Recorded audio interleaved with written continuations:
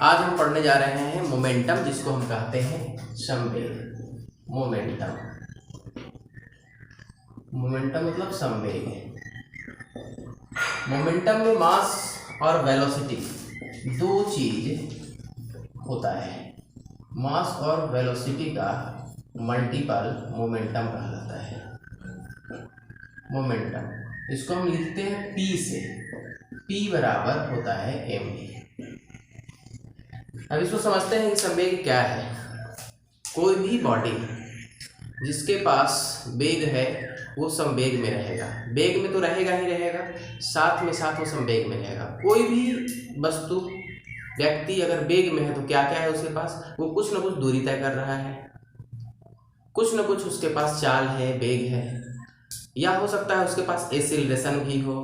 वेग में अगर है तो वेग परिवर्तन हो रहा है, तो साथ में उसके पास होता है संवेग।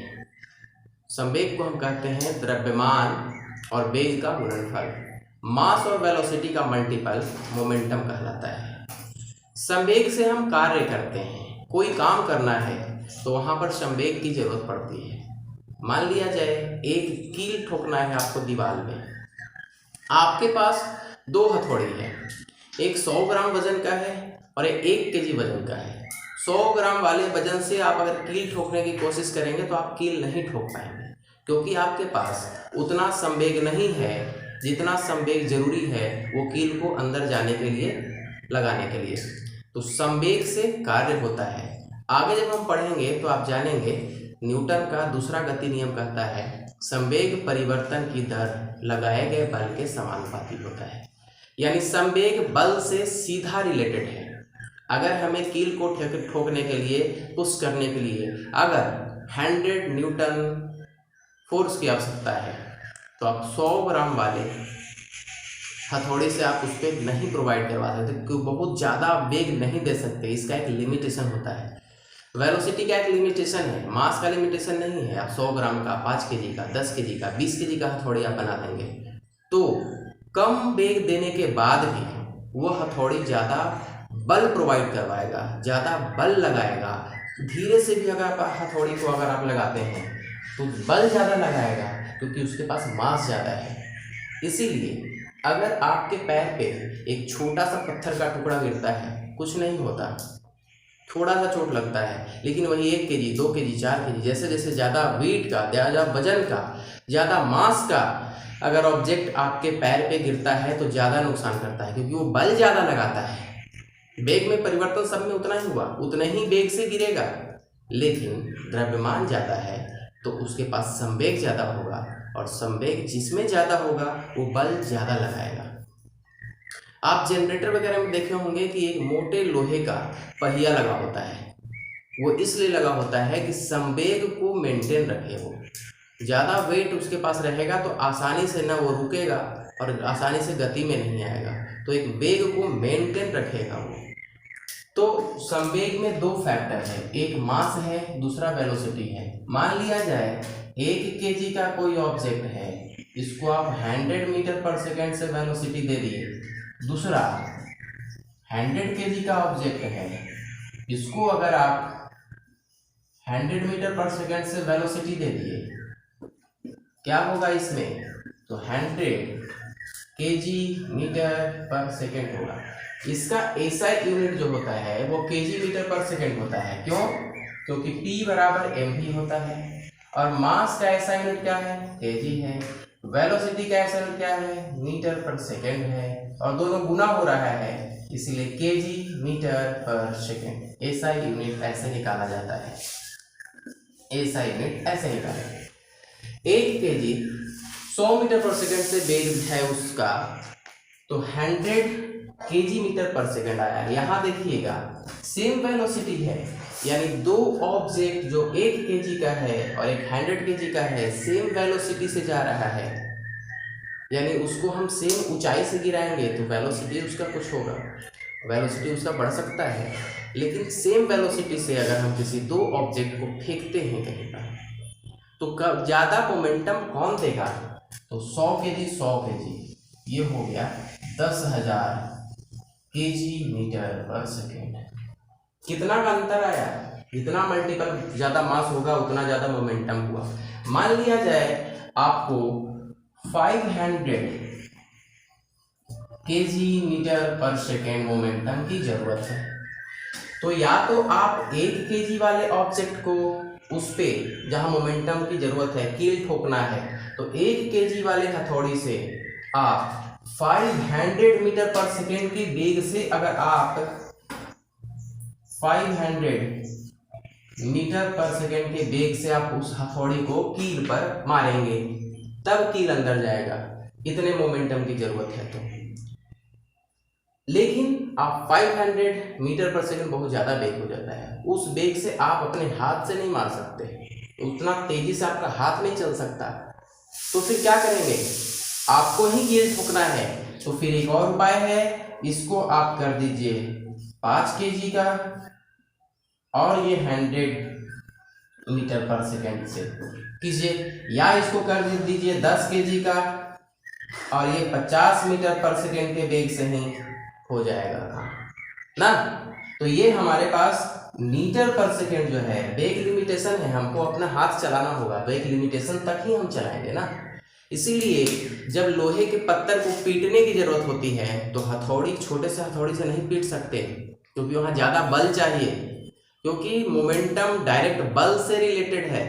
हम जब आगे पढ़ेंगे, सेकंड लॉ ऑफ मोशन पढ़ेंगे, वहां देखेंगे कि बल समानुपाती होता है मोमेंटम के, rate of change of momentum के समानुपाती होता है। ये मोमेंटम है P2 माइनस P1। तो कोई बॉडी में मोमेंटम में जो परिवर्तन होगा वो बल के समानुपाती होगा। या तो बल चाहिए तो मोमेंटम से बल मिल जाएगा, या बल से आप मोमेंटम प्रोवाइड करवाते हो। जैसे आप साइकिल के कैरियर पर किसी को बैठाए हुए हो या कोई लोड रखे हो, वजन ज़्यादा है, तो आपको ज़्यादा बल लगाना पड़ता है पैडल पे। क्यों? क्योंकि मास बढ़ गया आपका, तो उतना ही वेलोसिटी जितना खाली साइकिल को चलाने में बल लगाना पड़ रहा था, उतने ही वेलोसिटी के लिए अब ज़्यादा बल लगाना पड़ेगा अगर आपके पास लोड है, तो ज़्यादा वजन आ गया तो। दूसरी बात, आप जब ब्रेक लगाते हो तो ब्रेक भी नहीं लग पाता, ज़्यादा मास है तो। ट्रक में या बाइक पे, ट्रक में भी ओवर लोडिंग नहीं चलना है, ज़्यादा लोडेड है तो फाइन लगेगा आपको। क्यों? क्योंकि आगे कोई आ गया, ब्रेक आप लगाना चाह रहे हो, ब्रेक नहीं लगेगा। क्यों नहीं लगेगा?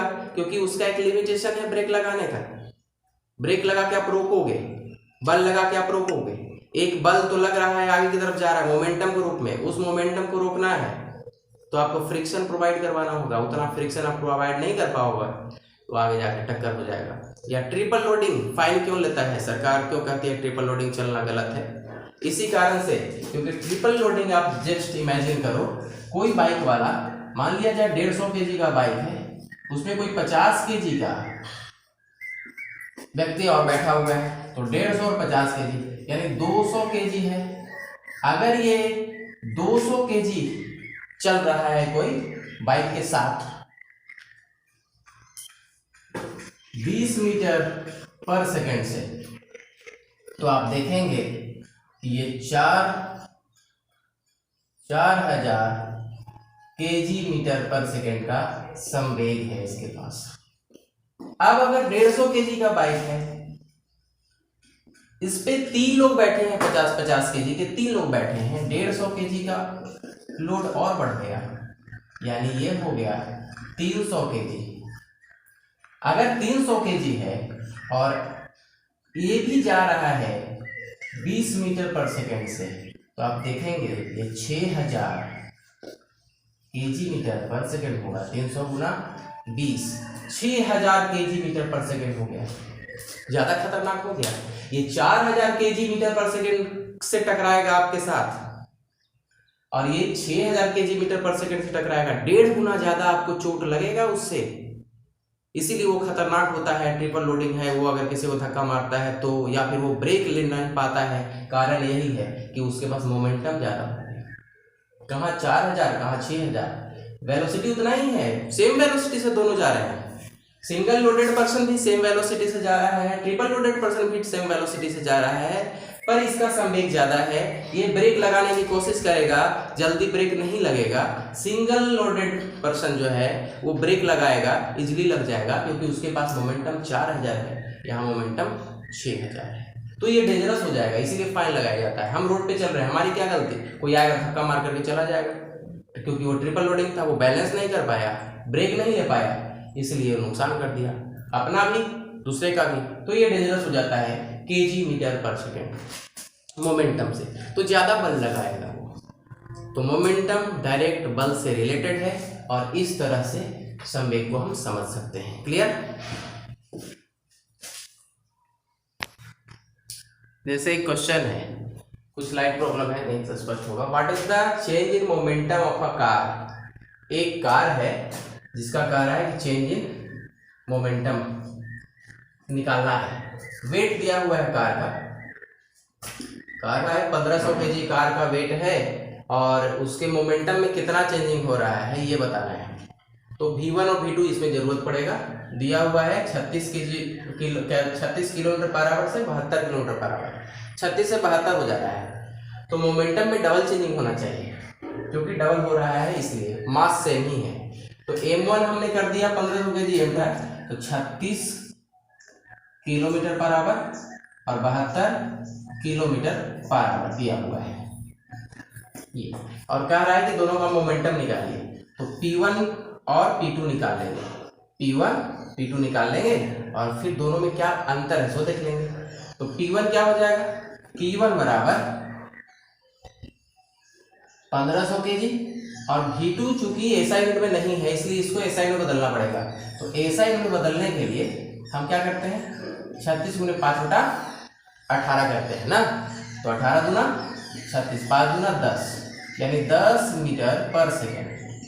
यहाँ क्या है 72, और यहाँ भी 5 बटा 18 करेंगे तो यहाँ पर भी आएगा 18 चौक 72 और 5 चौक 20, यानी 20 मीटर पर सेकेंड। यहाँ 10 मीटर पर सेकेंड वेग है और यहाँ 20 मीटर पर सेकेंड वेग है, क्योंकि बिना SI यूनिट बदले आप नहीं बनाएंगे, न्यूमेरिकल गड़बड़ हो जाएगा। तो 1500 kg गुना 10 बराबर 15000 kg मीटर पर सेकेंड। P2 निकालेंगे, 1500 गुना 20 है हमारे पास P2 के लिए, M2 P2, तो 20 से गुना कर दिए तो ये 30,000 आ जाएगा। 15,000 और ये 30,000 kg मीटर पर सेकेंड।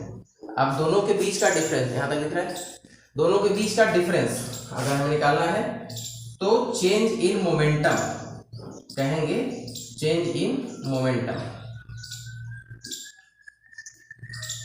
संवेग परिवर्तन कितना हो रहा है। तो 30,000 माइनस 15,000, 30,000 15,000, यानी 15,000 kg मीटर पर सेकेंड का मोमेंटम में परिवर्तन हो रहा है। यही मोमेंटम है। चलिए फिर देखेंगे अगले क्लास में।